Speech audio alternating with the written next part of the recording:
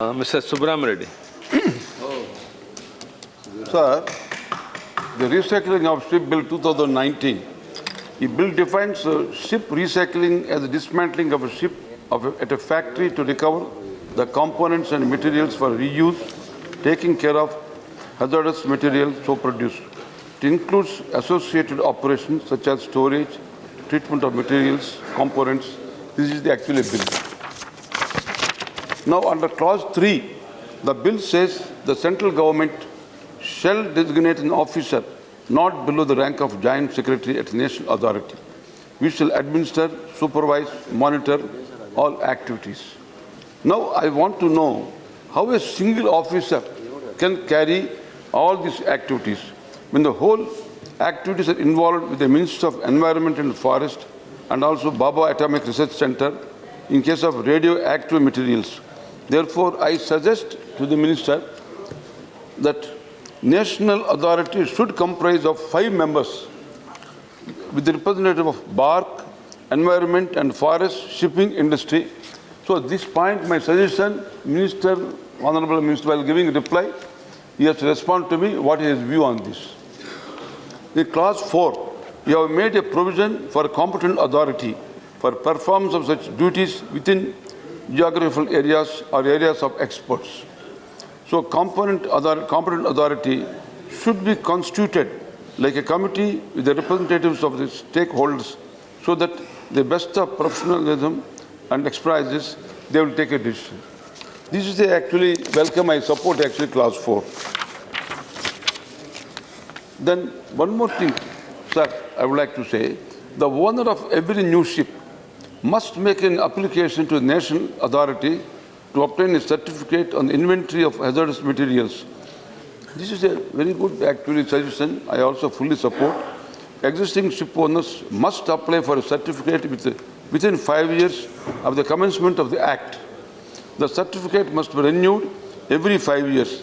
It must be maintained and updated through the life of a ship to reflect any change in the ship's structure and equipment.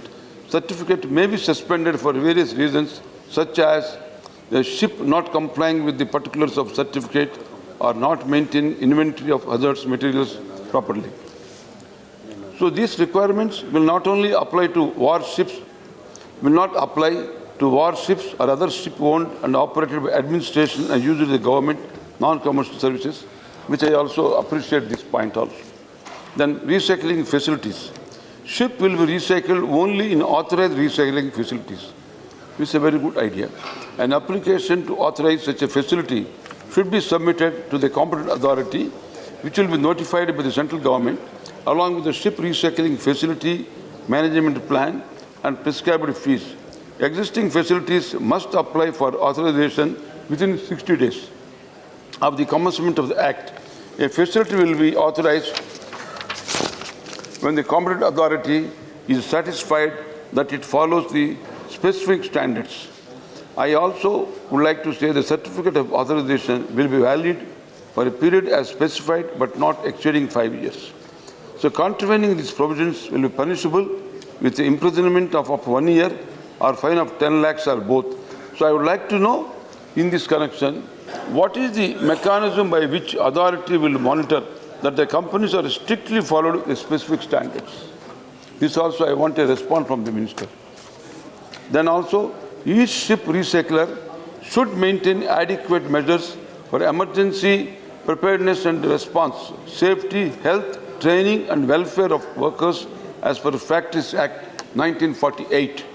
So it must also provide insurance coverage for regulator and temporary workers. Now, sir, recycling process.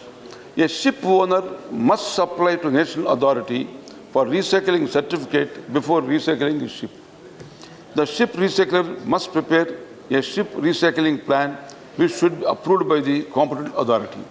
So each ship will be recycled after obtaining written permission authority.